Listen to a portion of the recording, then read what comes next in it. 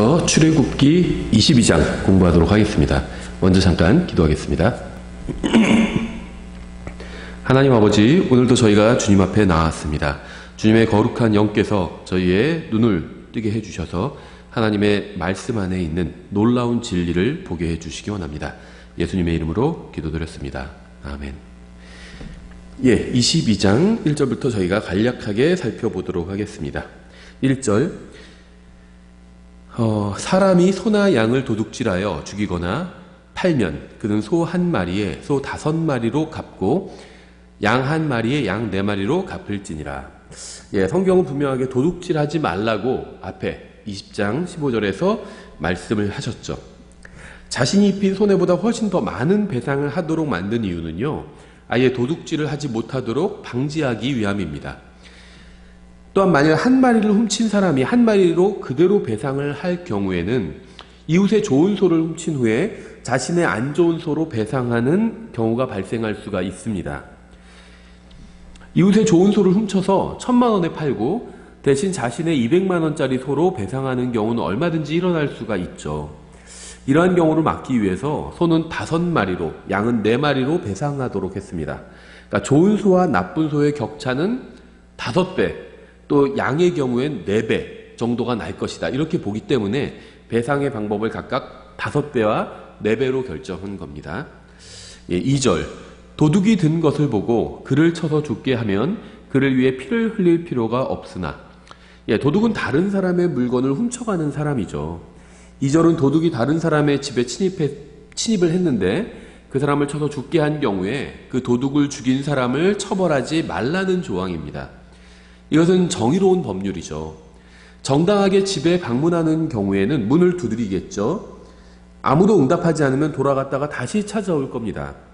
하지만 정당하지 않게 악한 목적을 가지고 방문하는 경우에는 집주인은 그 사람을 쳐서 죽여도 처벌하지 말라는 것이 하나님의 법이에요. 사람들은 도둑에 대한 방위가 과하다고 주장할지 모르지만 자신이 원인을 제공한 일이기 때문에 그 결과를 받아들여야 한다는 것이 성경이 말씀하시는 정의입니다. 이게 과하다고 생각하면 남의 집에 물건 훔치러 들어가지 않으면 돼요. 그럼 맞아 죽을 일도 없죠. 이러한 법이 시행되면 범죄율은 현격하게 줄어들 거예요. 부패한 인간들의 생각이 아닌 하나님의 말씀에 귀를 기울인다면 많은 가정이 보다 안전해질 겁니다. 3절, 그 도둑 위에 해가 돋았으면 그를 위해 피를 흘려야 하리라. 도둑이 반드시 전액 배상하되 가진 것이 없으면 자기 몸을 팔아 그 도둑질한 것을 배상할 것이니라. 그 도둑질한 것이 분명히 살아서 그의 손에 있으면 그것이 소든지 낙이든지 양이든지 그는 2배로 갚을지니라. 이 말씀은 도둑을 잡지 못했는데 해가 돋아 그가 누구인지 알게 된 경우 3일 동안 그를 추격해서 때려잡지는 말라는 겁니다. 하지만 도둑을 잡았으면 그가 일을 해서 입힌 손해에 대해서는 배상을 하게 해야 한다는 거예요. 도둑을 감옥에 가둬두고 그에게 공짜로 식사를 제공하지 말고 일을 하게 해서 자신이 입힌 손해를 배상하게 하라는 것이 하나님의 법입니다. 도둑이 감옥에서 공짜로 숙식을 제공받거나 다른 범죄자로부터 훔치는 기술을 배워서 다음번에 더 완벽한 도둑질을 하게 하지 말라는 것이 하나님의 뜻이에요. 도둑질을 한 자는 일해서 자신의 죄값을 치르게 해야 합니다. 이렇게 해야 하는 데에는 여러 가지 목적이 있는데요. 첫째, 자신이 입힌 손해를 직접 갚게 하는 거예요. 둘째는요, 노동의 가치를 알게 하는 겁니다. 도둑은 노동을 통해서 자신이 훔친 물건을 원래 주인이 얻기 위해서 얼마나 많은 수고를 했는지 알 수가 있겠죠. 셋째는요, 이렇게 일해서 돈을 버는 방법을 배우면 더 이상 도둑질을 하지 않고 일할 수도 있겠죠. 내가 훔치는 게 아니라 이렇게 일해서 버는 이런 좋은 방법이 있구나, 이런 걸 배울 수 있게 된다는 겁니다. 직접 해봄으로 배울 수 있게 된다는 거예요. 이런 3가지 목적이 있습니다. 5절, 사람이 밭이나 포도원에서 먹이려고 자기 짐승을 가져다가 놓고 다른 사람의 밭에서 먹이면 그는 자기 밭에 가장 좋은 것과 자기 포도원에 가장 좋은 곳으로 배상할지니라. 자기 짐승이 다른 사람의 밭에서 손해를 끼쳤으면 배상을 해야 하는데 핵심은 가장 좋은 것으로 배상해야 한다는 겁니다. 성경에 의하면 공산주의나 사회주의는 결코 옳을 수가 없어요. 거룩하신 하나님의 율법에서는 개인의 소유를 인정하고 있기 때문입니다. 사유재산을 인정하지 않죠, 사회주의에선. 공산주의에서 사유재산이 인정하지 않죠. 이건 대단히 잘못된 겁니다. 그 비성경적이에요. 성경은 자신의 소유물을 지키는 법에 관해서 분명하게 말씀하고 있어요. 다른 사람의 소유를 침해해서 손해를 끼쳤으면 배상을 해야만 합니다. 이렇게 성경에 따르면 개인이 무엇인가를 소유하는 것은 합법적인 일이에요.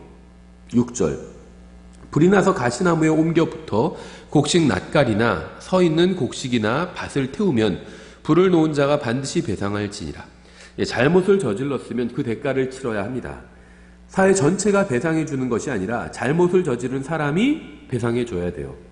잘못하지 않은 사람은 배상할 책임을 가지고 있지 않습니다. 배상 책임은 언제나 잘못을 행한 사람에게 한정돼요. 하나님의 법은 언제나 단순합니다. 사람들이 하나님보다 자신들이 더 똑똑하다고 생각하기 때문에 사회가 엉망진창이 돼버린 거예요.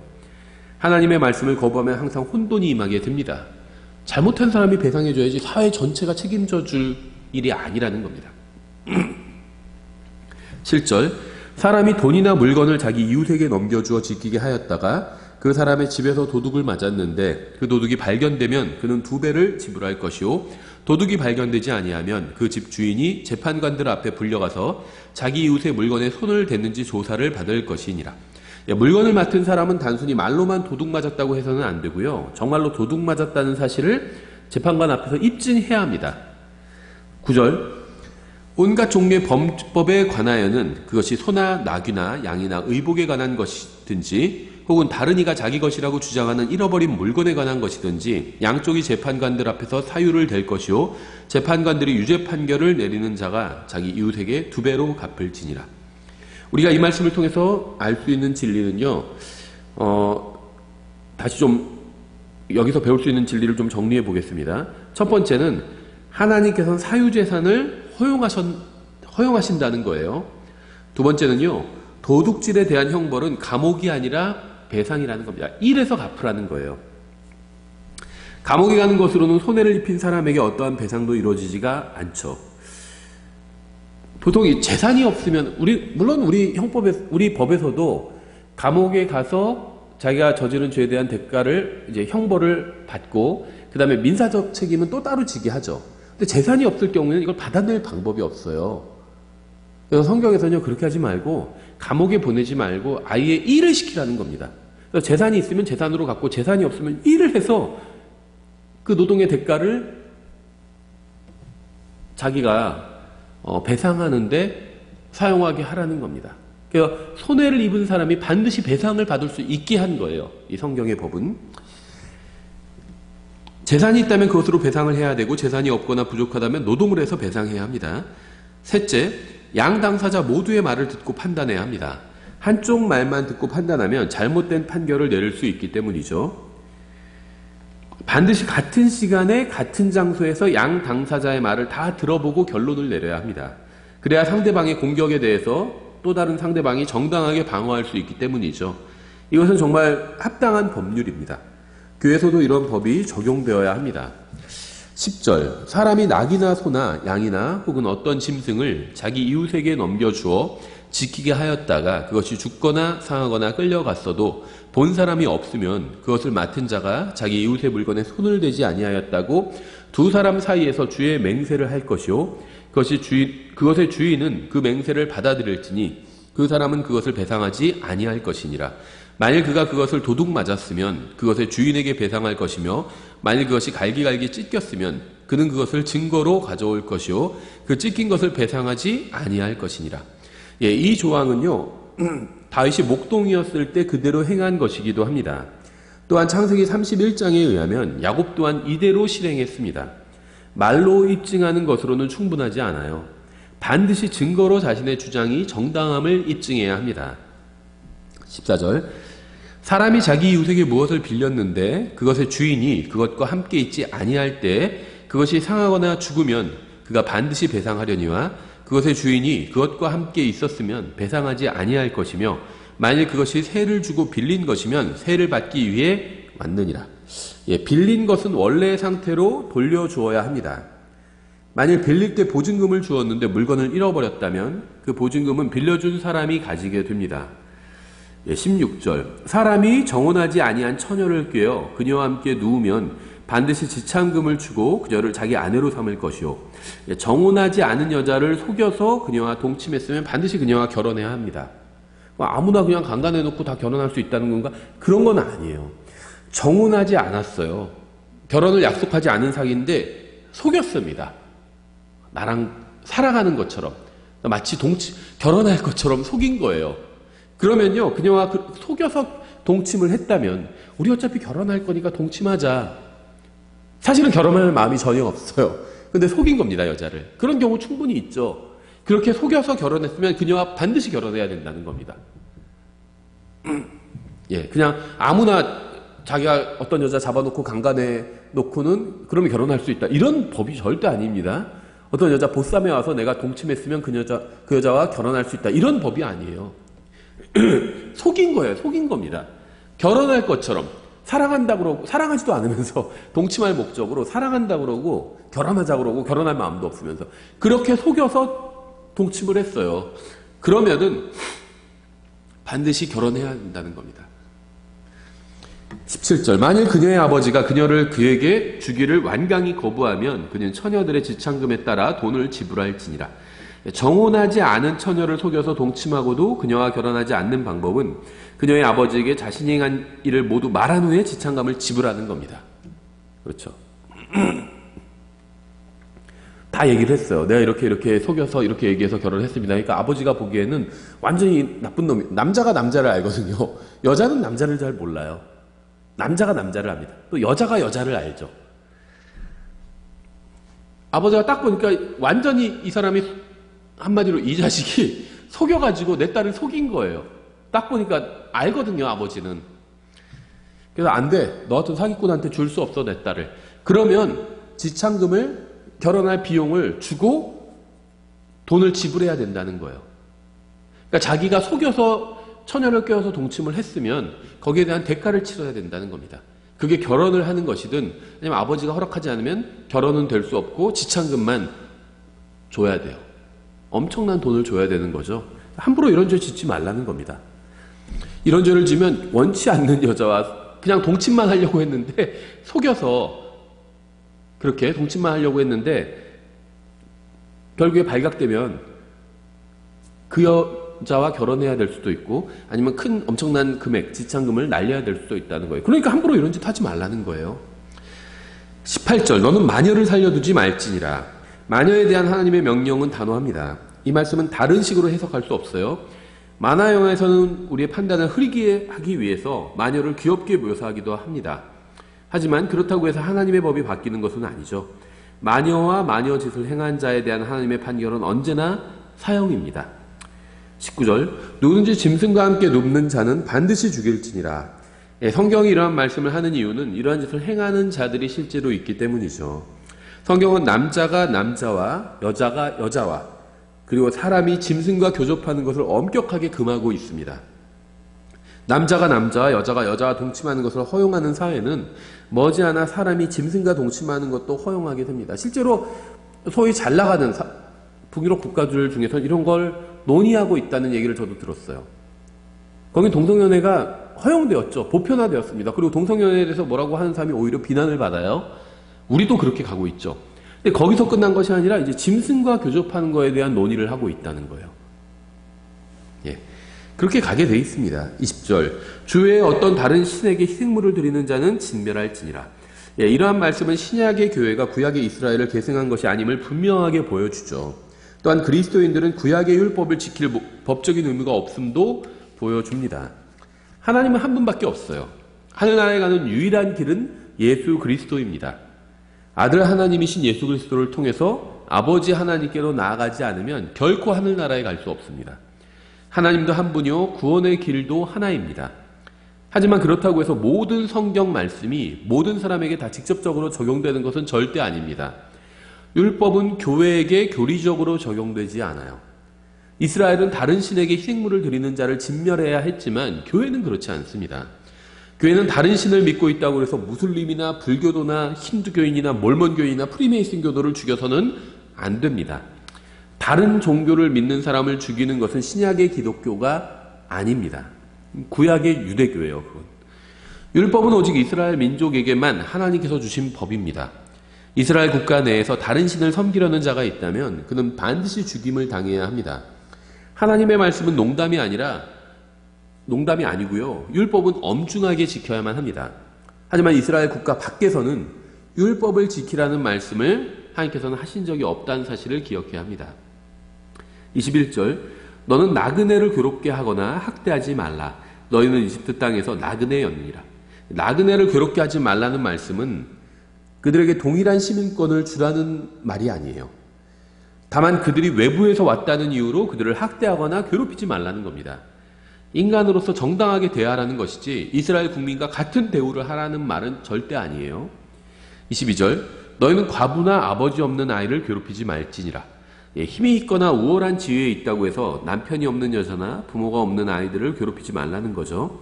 하나님께서는 그러한 행위를 금지하셨고요. 결코 간과하지 않으실 겁니다. 23절, 내가 만일 어떤 식으로든 그들을 괴롭혀서 그들이 어떻게든 내게 부르짖으면 내가 반드시 그들의 부르짖음을 들을 것이요 내 진노와 맹렬함으로 내가 칼로 너희를 죽이리니 너희 아내들은 과부가 되고 너희 자녀들은 아버지 없는 자가 되리라.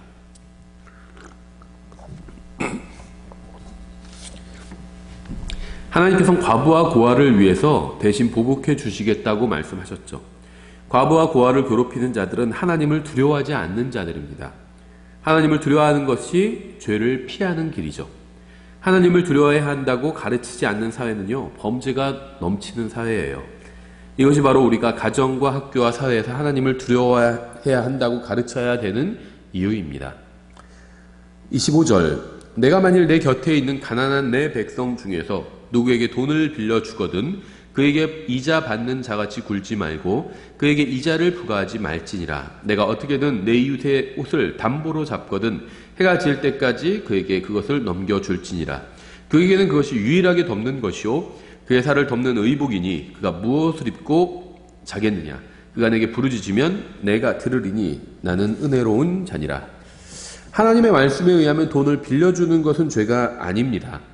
이스라엘 백성은 서로에게 이자를 부과하지 말라는 거예요. 개인적으로. 은행에서 이자를 받는 건 잘못된 게 아니죠.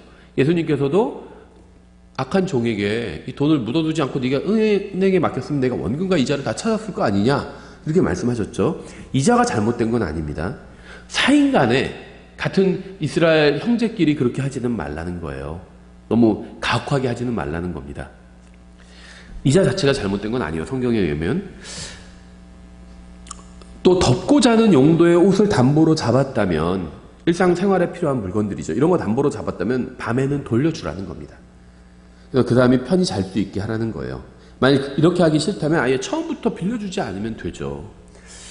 신명기에서는 담보에 관한 법을 좀 더 구체적으로 예시하고 있는데요. 신명기 24장 10절부터 내 형제에게 무엇을 꾸어줄 때 너는 그의 집에 들어가 담보물을 취하지 말고 너는 밖에 서 있고 내게 꾸는 자가 담보물을 가지고 밖으로 나와 내게 줄 것이며 그 사람이 가난하거든 너는 그의 담보물을 가진 채 잠을 자지 말고 해가 질 때 반드시 담보물을 그에게 다시 넘겨줄지니라. 그리하면 그가 자기 옷을 입고 자며 너를 축복하리니 그 일이 주 내 하나님 앞에서 내게 의가 되리라. 이렇게 말씀하고 있어요. 근데 아모스 시대에는요 이러한 법이 지켜지지 않았습니다. 아모스 2장 8절 또 모든 제단 옆에서 전당 잡은 옷 위에 스스로 눕고 자기들의 신을 섬기는 집에서 정죄 받은 자들의 포도주를 마시느니라. 배교한 이스라엘 백성은 하나님의 법을 어길 뿐 아니라 성전에서 그러한 짓을 저질렀다는 겁니다. 27절에서 나는 은혜로운 자니라 이렇게 말씀하고 있어요. 하나님께서는 율법을 주시며 그것을 어긴 자들을 처형하라고 말씀하셨죠. 율법에 이런 문구만 본 사람들은 하나님을 증오심이 많고 잔인한 신이라고 생각하는 경우도 있어요. 착각하는 거죠. 살인과 강간과 흉악한 범죄들로 인해서 우리 사회가 두려워하는 이유는요. 하나님께서 말씀하신 대로 인간이 행하지 않기 때문입니다. 하나님께서는 우리 각 개인이 살해당하지 않고 강간당하지 않고 강도당하지 않게 하기 위해서 엄격한 법을 주신 겁니다. 흉악한 범죄를 저지를 생각이 없는 사람은 그러한 범죄에 대한 엄격한 형벌이 부당하다고 느끼지 않아요. 그렇죠. 강간은 사형해야 된다 그러면 그건 너무 지나치다. 지나치다고 생각하면 안 하면 될 거 아니에요. 지금 어떤 작은 무슨 다른 사람 돈 1,000원짜리 훔친 사람 사형에 처한다 이런 얘기를 하는 게 아니잖아요. 작은 잘못이나 실수에 대해서 사형에 처해야 하라는 게 아니잖아요. 강간이 실수예요?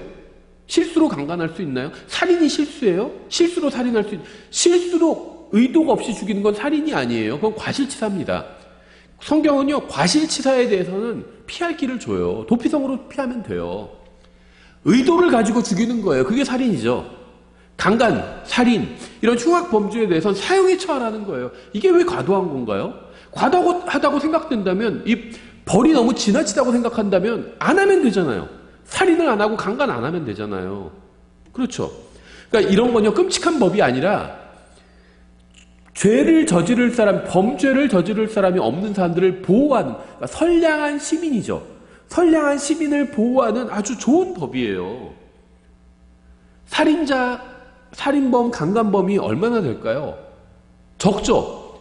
대다수의 사람들은요, 살인이나 강간을 하지 않아요. 근데 살인과 강간에 대해서 아주 극형에 처한다면 대다수의 선량한 사람들은 보호받는 거예요. 법이 강하다, 벌이 너무 과하다 생각한다면 살인이랑 강간을 안 하면 됩니다. 작은 범죄에 대해서 극형에 처하라는 게 아니잖아요.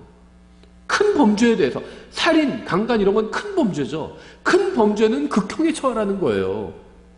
이건 잔인한 하나님이 아니에요. 선량한 사람들을 보호하시는 하나님이죠. 우리가 선량한 시민을 보호하고 극악무도한 범죄자들을 처벌하는 사람이 있다면, 그런 기관이 있다면 그런 기관을 보고 잔인하다 이렇게 얘기하지 않잖아요. 정의롭다 이렇게 얘기하겠죠. 하나님의 법은요, 정의롭고 은혜로운 법이에요. 선량한 사람들을 보호하는 은혜로운 법입니다.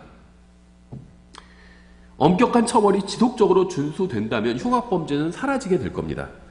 28절, 너는 신들, 신들, Gods, 소문자예요. God, 너는 신들을 욕하지 말며 내 백성의 치리자를 저주하지 말지니라. 예, 우리는 하나님은 한 분밖에 없다는 사실을 잘 알고 있죠. 참 하나님은 한 분입니다. 그분은 전능하신 하나님으로 하늘과 땅을 창조하신 분입니다. 또한 아버지와 아들과 성령님으로 영원히 존재하시는 분이죠. 이분만이 유일하고 참된 진짜 하나님이에요. 하지만 이 세상에는 인간들로부터 경배를 받는 많은 사람과 존재가 있습니다. 이러한 모든 것들은 살아계신 하나님께 심판을 받을 겁니다. 치리자들 또한 마찬가지예요. 그들은 이 세상에서 자신들의 권력을 사용해서 다른 사람들을 억압하기도 합니다. 이들도 살아계신 하나님의 심판을 받게 될 겁니다.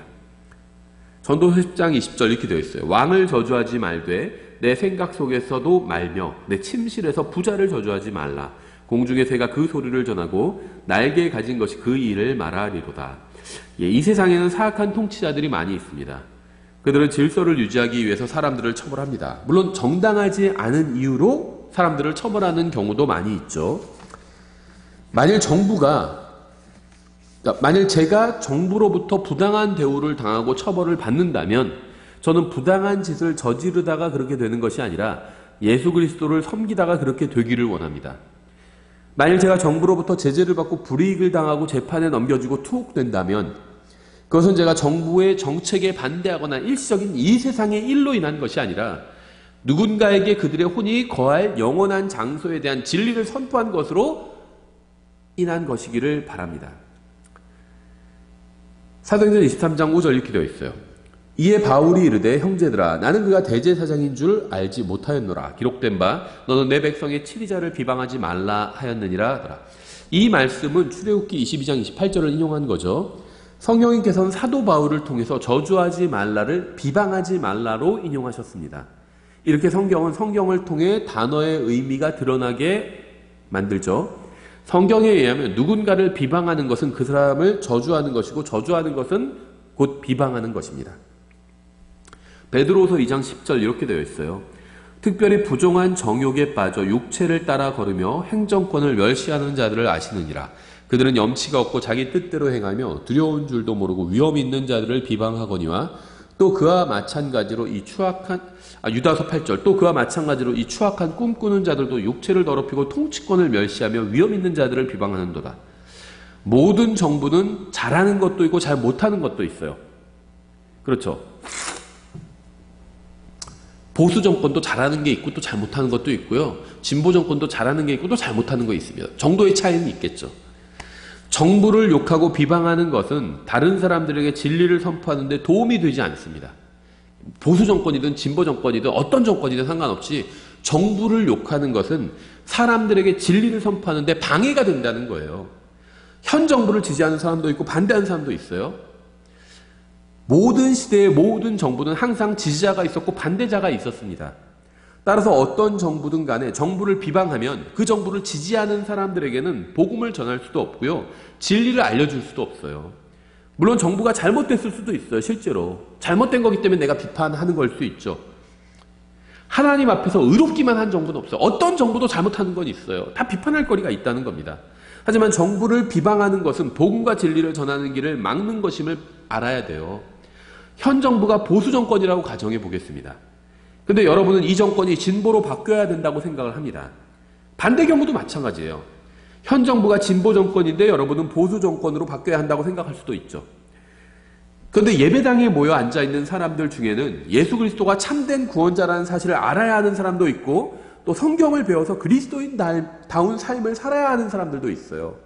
그런데 여러분이 강단에 서서 보수 정권을 지지하는 발언을 한다면 진보 정권을 지지하는 사람들은 더 이상 여러분이 예수 그리스도에 관해 하는 이야기를 들으려고 하지 않을 것입니다.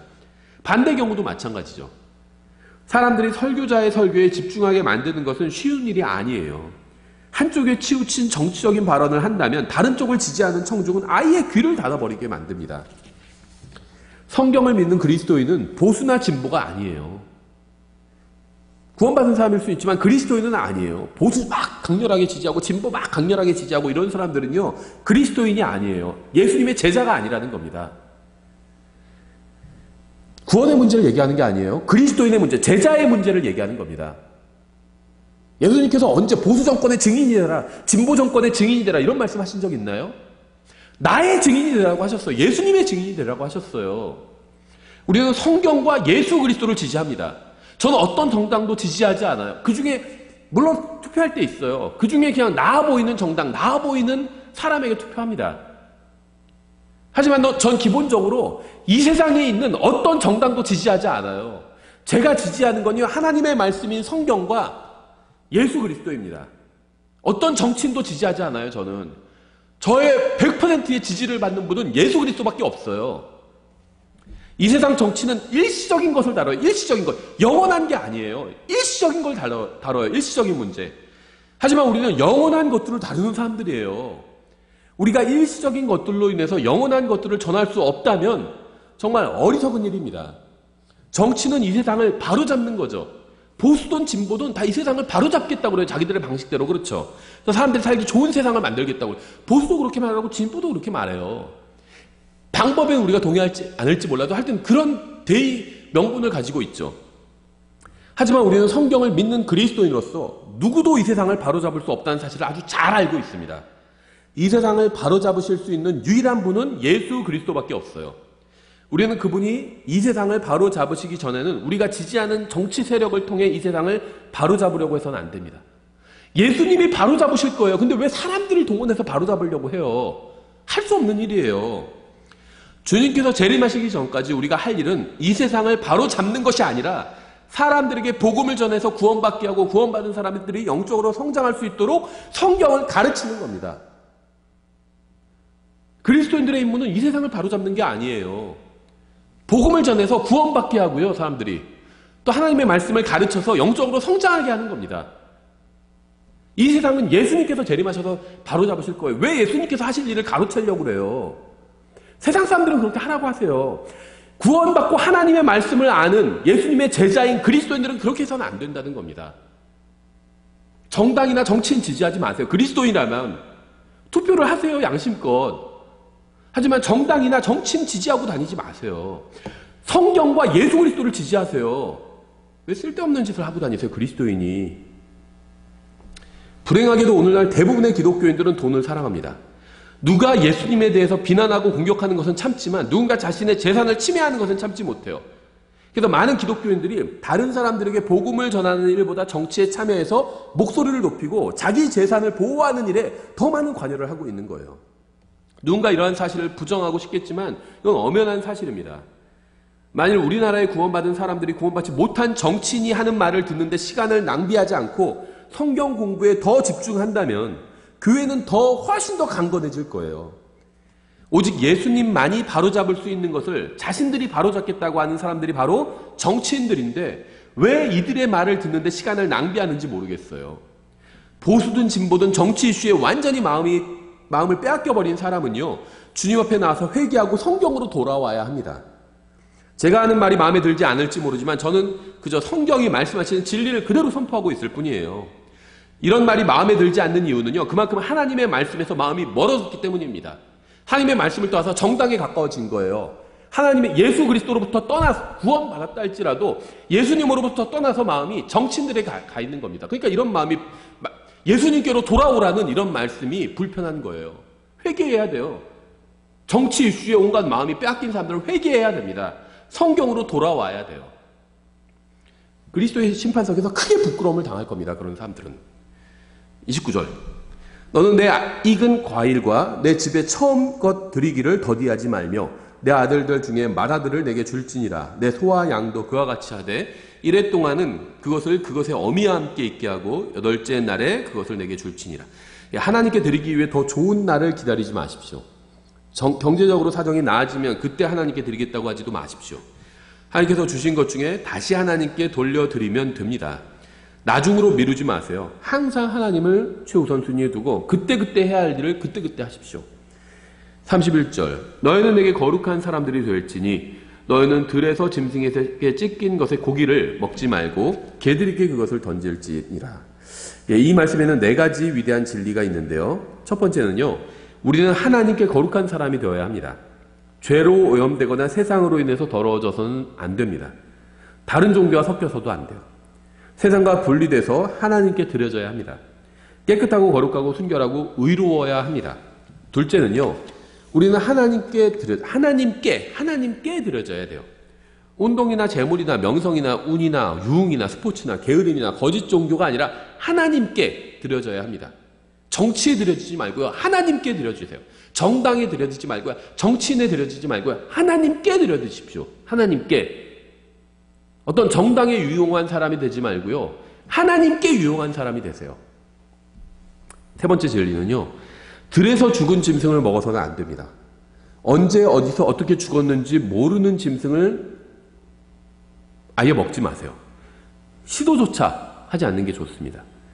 네 번째는요, 들에서 죽은 동물을 우리는 먹어서는 안 되지만 개에게는 먹으라고 줘도 됩니다. 성경은 명백하게 인간과 동물은 급이 다르다고 말씀하고 있어요. 동물은 인간이 아니고요, 인간은 동물이 아닙니다. 둘은 서로 완전히 다른 창조물이에요.